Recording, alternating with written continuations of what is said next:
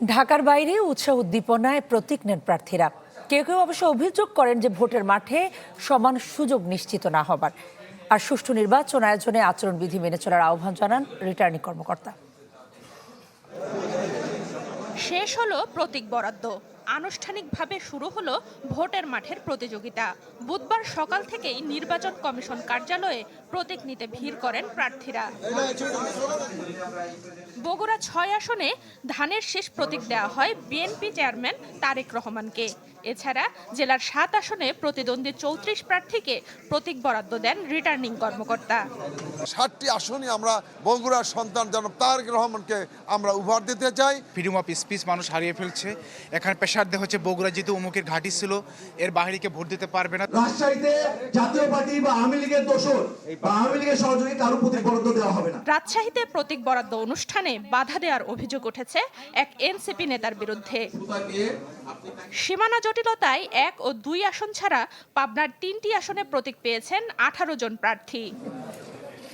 খুলনা ৫ আসনে দাঁড়িপাল্লা প্রতীক পেয়েছেন জামায়াতের সেক্রেটারি জেনারেল মিয়া গোলাম পরোয়ার। নিজেদের প্রতীক পছন্দ করেন স্বতন্ত্র প্রার্থীরা। রংপুরে এনসিপি নেতা আক্তার হোসেন, জাতীয় পার্টির চেয়ারম্যান জিএম কাদের, জামায়াতে ইসলামীর নায়েবে আমির এটিএম আজহারুল ইসলাম এবং ঠাকুরগাঁও ১ আসনে বিএনপির মহাসচিব মির্জা ফখরুলের প্রতীক নেন দলের নেতাকর্মীরা।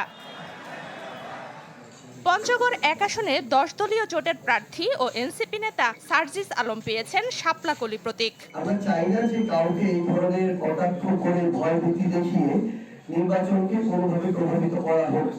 চট্টগ্রামে জমজমাট ছিল প্রতীক বরাদ্দের কর্মযজ্ঞ। ১৬টি আসনের স্বতন্ত্র ও বিভিন্ন দলের প্রার্থীরা প্রতীক পেয়েছেন। আমরা চাই এর মারামারি যে টোটালি না থাকে। নেতৃত্বের প্রতিযোগিতা থাকতেই পারে, সেখানে থাকবে ইনশাল্লাহ, সেটা কেটে গিয়েছে।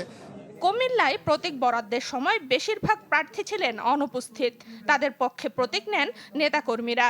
ব্রাহ্মণবাড়িয়ায় স্বতন্ত্র প্রার্থী ব্যারিস্টার রুমিন ফারহানা পেয়েছেন হাঁস প্রতীক।